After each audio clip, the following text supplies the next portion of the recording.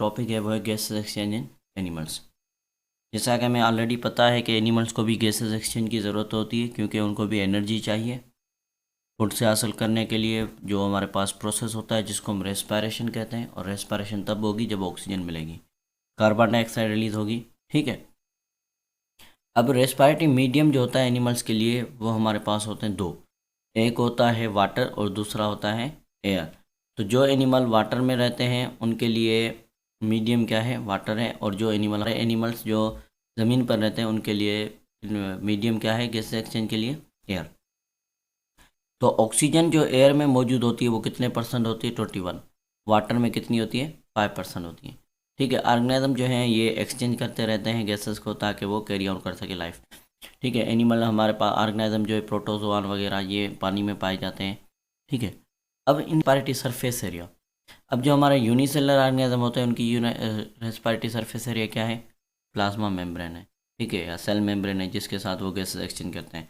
लेकिन जो higher animals होते हैं उनके पास इंटरनल बॉडी का सरफेस एरिया होता है जहाँ पे गैसेस एक्सचेंज होती हैं। अब हमारे पास जो प्रॉपर्टीज़ होती हैं रेस्पिरेटरी सरफेस की वो कुछ ये हैं, थिन होना चाहिए, वेट होना चाहिए, परमिएबल होना चाहिए, लार्ज रिलेशन होना चाहिए। इसका प्रोपोर्शन कितना होना चाहिए, तो प्रोपोर्शन होना चाहिए अबाउट टू 20 टाइम मोर, आपके बॉडी के ज़्यादा 20 टाइम्स ज़्यादा होना चाहिए आपका रेस्पिरेटरी सरफेस। अब हमारे पास जो ह्यूमन के अंदर जो रेस्पिरेटरी सरफेस है वो हमारा बना हुआ है एल्वेओलाई का। एल्वेओलाई हमारे बॉडी के अंदर बहुत ही ज़्यादा पाए जाते हैं, जिसकी वजह से हमें ज़्यादा से ज़्यादा ऑक्सीजन सप्लाई होती है। ठीक है। तो ये हमारे पास लिखा हुआ है कि an increase surface area for the gases exchange allows faster rate of diffusion.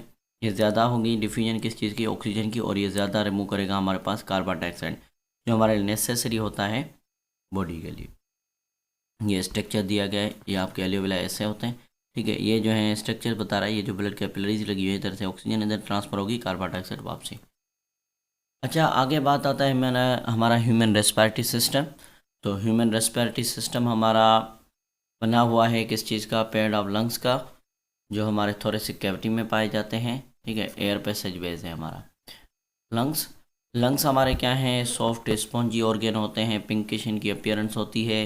ये मेम्ब्रेन के ऊपर कवरिंग होती है, उन मेम्ब्रेन को प्लूरल मेम्ब्रेन कहा जाता है। इनके बीच में जो स्पेस होता है फिल्ड होता है फ्लूइड लाइक लुब्रिकेंट से। ठीक है, जिसको प्लूरल फ्लूइड कहा जाता है, और ये ईजियर करता है मूवमेंट। हमारे लंग्स जो हैं क्लोज होते हैं एक बोनी केज के अंदर। ठीक है, उसको कहा जाता है रिब्स। ये पीछे से जो है स्टेनम, और ये रिब्स जो है हमारी पीछे से अटैच होती है वर्टिब्रल कॉलम के साथ। ठीक है। रिब्स 12 पेयर्स होती हैं, और हमारे जो है रिब्स में लगे होते हैं इंटरकोस्टल मसल्स। और ये डायफ्राम इनके नीचे पाया जाता है। क्या काम होता है डायफ्राम का, इनको कॉन्ट्रैक्शन और रिलैक्सेशन करवाने में हेल्प आउट करवाता है। ठीक है। हमारा लंग्स जो है थोरेसिक कैविटी में होता है। हर एक लंग बना हुआ होता है कितना, मिलियंस ऑफ एल्वेओलाई का। ठीक है।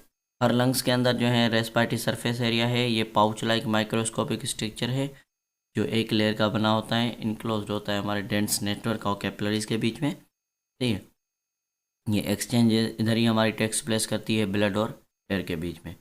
एयर पैसेज वे हमारा जो कंसिस्ट करता है नोस्ट्रल्स, नोज नोस्ट्रल्स, नोस्ट्रल के बाद देन ये हमारे पास ट्रेकिया। ठीक है। देन हमारे पास ब्रोंका है, फिर लंग्स के अंदर। तो आगे आते हैं। तो ब्रोंकाई ब्रोंक्योल्स, एयर हमारी बाहर से एंटर कहाँ पे होती है, इन नेज़ल सैक में। नेज़ल सैक क्या है, एक्सटर्नल हमारी नोस्ट्रल्स होती हैं, जो आगे हमारा पास होता हुआ। अच्छा, इसके पास क्या पाई जाती हैं, सीक्रेटेड करते हैं म्यूकस सेल्स। म्यूकस सीक्रेट करता है, ब्लड कैपिलरीज इधर होती हैं जो हमारे इनकमिंग एयर को क्या करती है, होल्ड करती हैं। नेज़ल सैक के अंदर क्या होता है, सीलिएटेड एपिथेलियल लाइनिंग और म्यूकस होता है जो हमारे एयर को क्या करते हैं, क्लीन करते हैं, रिमूव करते हैं उसमें से बेकार चीज़ें, मट्टी वगैरह और जो है जर्म्स। ये जो है इंश्योर करता है कि हमारे पास जो एयर आ रही है वो क्या आ रही है, क्लीन आ रही है। ट्रेकिया हमारा ओपन होता है एक लॉन्ग ट्यूब में जिसको ट्रेकिया कहा जाता है। ट्रेकिया जो है बिगनिंग होती है एक बॉक्स के ऊपर जिसको हम लैरिंक्स कहते हैं। लैरिंक्स को साउंड बॉक्स भी कहा जाता है, या इसको वोकल कॉर्ड भी इसके पास होता है जो साउंड प्रोड्यूस करता है। ठीक है। इसकी जो ओपनिंग होती है उसको कहा जाता है ग्लोटस, और ग्लोटस के ऊपर एक कवरिंग होती है जिसको कहा जाता है एपिग्लोटस। जब हम ग़िज़ा वगैरह स्वेलन करते हैं तो क्या होता है, ये बंद हो जाती है हमारी वेन पाइप। ठीक है। ट्रेकिया के अंदर फूड इंटर होने नहीं देती है। ट्रेकिया के ऊपर जो है सी शेप हमारे कार्टिलेज रिंग लगी हुई होती है जो प्रिवेंट करती है इसको सुकड़ने से या कोलेप्स होने से। ब्रोंका जो है 2 ब्रांचेस होती हैं इसकी ट्रेकिया की, ठीक है। ये बाइफरक्रेट मतलब के 2, जो आपकी जो है हर एक ब्रोंका जो है उनके पास भी कार्टिलेज की रिंग होती है, ठीक है। और ये आपके इंटर होती हैं किसके अंदर, लंग्स के अंदर। जैसे लंग्स के अंदर इंटर होंगी तो उनके ऊपर और ज़्यादा छोटे छोटे ब्रोंक्यूल्स आ जाएंगी, ब्रांचिंग। ब्रोंक्यूल जो है बहुत ही ज़्यादा जो है बारीक ट्यूब्स होती हैं, लंग्स के अंदर पाई जाती हैं, एयर सैक्स या अलवेलाई के साथ अटैच होती हैं, ठीक है। इधर हमारी जो है प्रोसेस ऑफ गैसेस एक्सचेंज ख़त्म होता है। आगे अच्छा, आगे जो है